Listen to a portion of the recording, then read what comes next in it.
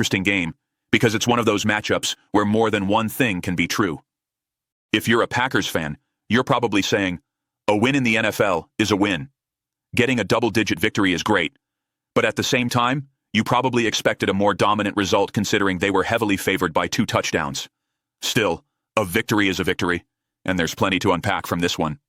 When we talk about Jordan Love this season, I have to admit, he's really exceeded expectations.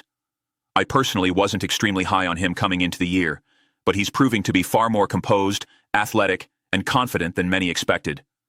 Take this play, for example. Cincinnati drops into man coverage and only sends a 3-man rush. That leaves Love with a bit of time and space to maneuver. On 3rd and 7, he avoids the pocket pressure, jukes the nearest defender, and runs past the sticks for a first down.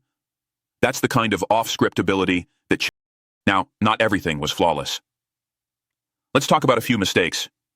There was one key sequence where Love extended the play beautifully, escaped pressure, and then tried to force a pass on 3rd and 5. Unfortunately, there was no clear window. Instead of throwing it away or taking the points, he tried to make something out of nothing, and the result was an unlucky tipped ball interception. Even though the deflection was fluky, the decision itself wasn't ideal. Still, that aggressiveness is a double-edged sword. It's what makes him exciting, and occasionally costly. Most of the time it works out, but every now and then it bites back. There was another example where the offense just narrowly missed a big gain. Love read the field correctly, but by the time his eyes shifted to the open receiver, by the time he tried to adjust, the pocket collapsed. No one's fault, just football. Those near misses can be the difference between an explosive drive and a punt.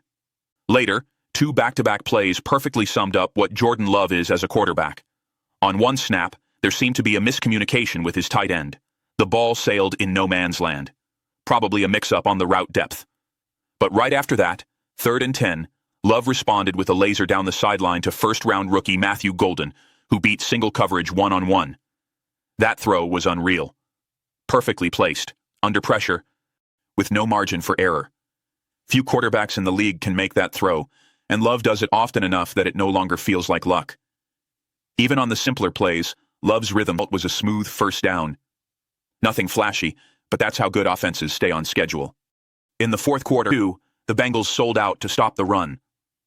Love ran play action, looked downfield, no one open, but Love delivered again. 3rd and 9 under pressure, rolling off balance. He fired a perfect strike to Golden, who found space outside thanks to Love extending 259 yards on 26 throws, around 10 yards per attempt, plus a couple of rushing touchdowns. Sure, those rushing scores don't show up in the passer rating, but they absolutely count where it matters, on the scoreboard. So, even if some fans feel like the Packers didn't completely dominate, the bigger takeaway is that their young quarterback looks like the real deal. He's poised, confident, and making plays both inside and outside the structure of the offense. If you're a Green Bay fan, that's the best news you could ask for this season. Anyway, that's my breakdown of Jordan Love's performance against the Bengals. What did you think of the game? Drop your thoughts below. I'd love to hear your take.